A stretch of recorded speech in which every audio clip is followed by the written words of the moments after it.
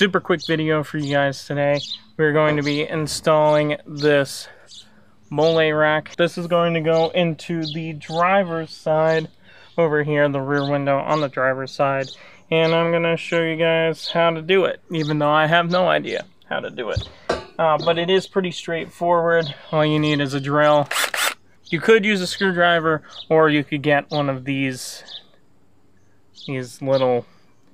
It's a Phillips head thing. You put it in the drill. It goes a little bit faster.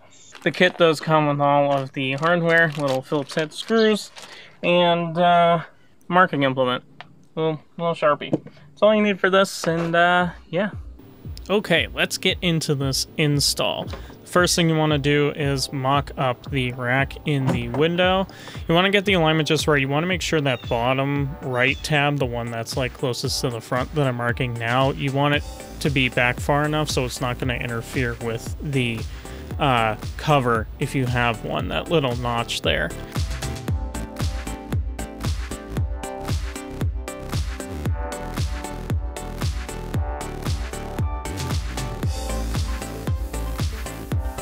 After you've gone ahead and marked all the holes, you can take the rack down and you want to go straight to drilling. You want to go ahead and drill a pilot hole in all of the holes.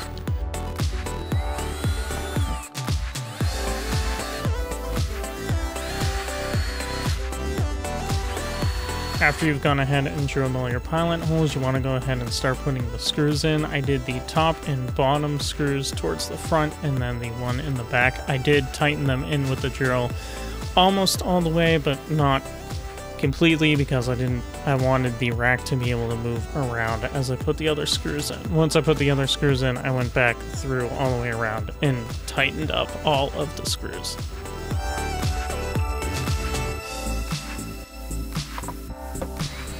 And then you do the final screw, and it's all set to go.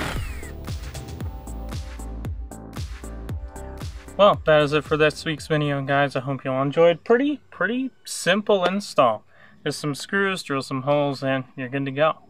And now this is great because I can have a bit more storage up here, you know, storing the important things.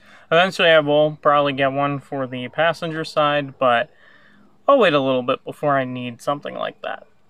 I'll utilize this first and see how much I actually use of it. If you like this video, go ahead and leave a like. Also leave a comment down below. I love answering your questions and reading your feedback, so it's much appreciated. If you want to share this video with your friends, maybe they're looking for a storage solution for their second generation Forester, go ahead and share it with them.